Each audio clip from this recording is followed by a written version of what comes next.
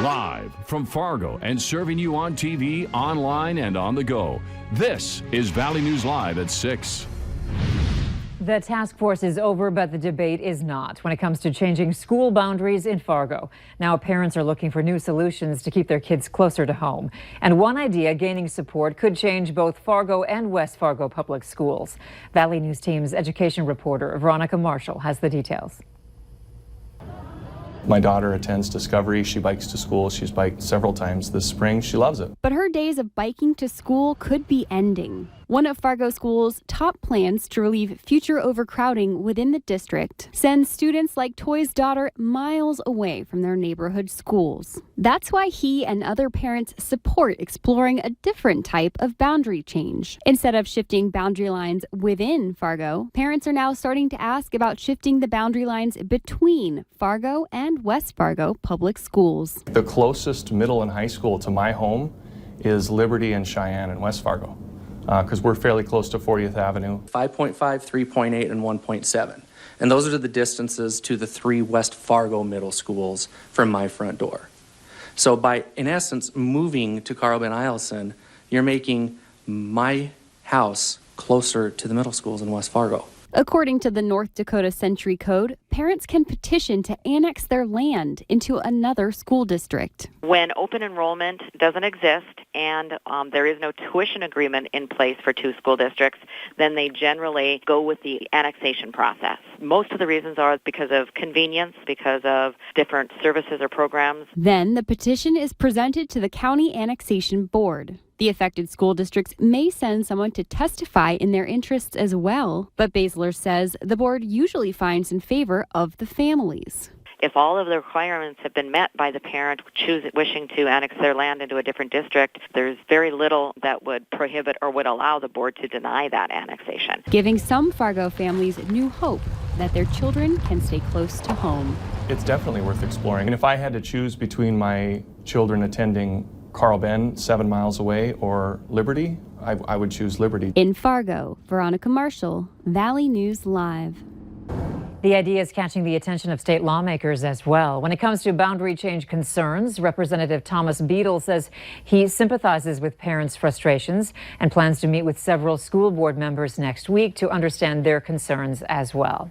It sounds like we'll see some changes to the weather this weekend, but we're not there yet. Still enjoying the sunshine and warm temps.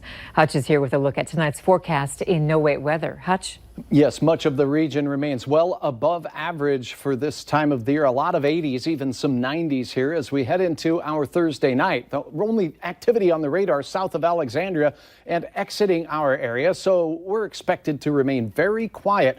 Temperatures in the 80s until we get to the 9 o'clock hour. Then we'll begin our descent through the 70s. All in all, extremely nice weather to get out and enjoy, but just remember, it's hot. Andrea, we do have changes on the way. Friday looks like it's going to be even warmer and very gusty. Then Friday night into Saturday, a cold front will push its way through, bringing change for the weekend and a chance of storms. I'll detail all of that here in your hour-by-hour forecast in a few minutes. All right, thanks, Hutch. A Red Lake man has been sentenced to 22 years in prison after pleading guilty to second-degree murder.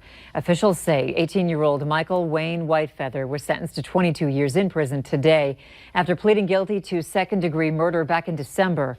Prosecutors say in April of 2018, Whitefeather and several gang members were driving around the Red Lake Indian Reservation looking for rival gang members. Court documents state Whitefeather left his car, grabbed a shotgun, chased a victim on foot, assaulted him, and then shot him in the face. The Moorhead Police Department is asking for your help finding a suspect involved in a hit and run that injured a woman in May. The suspect's vehicle is described as a small white van with potential damage to the driver's side front fender or hood. The vehicle was last seen at the intersection of 36th Street South and 28th Avenue South. If you have any information, contact Moorhead Police at this phone number, 299-5126, or you can call 701-461-7600 and ask for the on-duty supervisor. Grand Forks police are asking for your help in finding 30-year-old Charles Rodriguez. Rodriguez has 3 warrants for his arrest after fleeing a peace officer and failing to register as an offender in Grand Forks. He was last seen during his release from the Cass County Jail If you have any information, contact Grand Forks Police at 787-8000. Fargo police are asking for your help locating Anthony Olgerson and Jonathan Baxton. Olgerson has open warrants for a 24/7 program violation for meth and driving under suspension. Baxton has open warrants for possession with intent to deliver meth, along with theft. If you have any information on these two, you can call dispatch at 701-451-7661. Police arrested a West Fargo man for allegedly leaving his 13-month-old in an unlocked vehicle with the windows rolled down. Officers responded just after 1 this afternoon to West Acres Mall on a report of a red, sweaty child who was left inside a vehicle. Before they arrived, police say a Good Samaritan took the child out of the vehicle, which was unlocked. Police arrested 22-year-old Robert Henson for child neglect. Fargo police are reminding you a child should never be left unattended in a vehicle, whether it's running, locked, windows down, unlocked, or parked in the shade. Police say in the span of 10 minutes, a car can heat by 20 degrees, which is enough to kill a child. Bad news for robocalls. The Federal Communications Commission is making it easier for phone companies to block them. The FCC ruled this morning to allow carriers to block unwanted robocalls before they even reach consumers. So far, we're told it should be a free service to consumers. Data from YouMail shows nearly 5 billion robocalls placed in the month of May alone. This is the top consumer complaint the FCC receives every year. Over 60% of the complaints that we receive from consumers each and every year are about unwanted calls. The FCC says it's also looking to introduce tools that would potentially allow carriers to block any calls not on a consumer's contact list.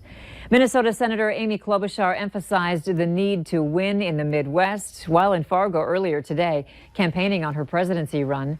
Senator Heidi Heitkamp and Moorhead Mayor Jonathan Judd joined a large crowd of supporters in downtown Fargo to welcome her. This time, if I am leading this ticket, we are not going to leave the Midwest behind. You have to understand and be willing to talk about rural issues. And it is not just about the Farm Bill. You all know that. It is about all kinds of things if we want to keep our rural areas strong. Klobuchar says her work across the aisle is one reason a Vanderbilt study named her the most effective Democratic senator. That is, she says, after Heitkamp left office. Klobuchar compared the strong FM community to what she calls fracturing behavior from President Trump. He does it when he wakes up in the morning and sends the tweets and goes after immigrants. He does it when he goes after people in his own political party that don't agree with him. Klobuchar declined taking questions from members of the media before heading to her next stop in Duluth, Minnesota. A new study from the University of Vermont suggests exercise should be prescribed to mental health patients before any type of drugs are. But experts at Prairie St. John's say that may not be the best for everyone, saying when it comes to tackling mental health issues, a balance of medication, a good diet, therapy, and exercise is best. They say the study's approach to exercise before medications might be okay for minor mental health issues like the winter blues. I do think that we are over-prescribing antidepressants because people want a quick fix. And exercise isn't necessarily a quick fix, but the benefits of exercise totally outweigh taking an antidepressant. To see the full study, head to our website and click on this story. 75 years ago, June 6, 1944, more than 150,000 soldiers landed on the beaches of Normandy. The D-Day invasion was one of the largest amphibious military assaults in history. One of the men taking part was from Crookston, Minnesota. His unit, the famed 101st Airborne, parachuted in just hours before the massive assault began. Earl Bombardier would fight for days, be captured, and spend almost a year in a German prison camp. You know, what's there to be afraid of now? The good Lord is watching out for you.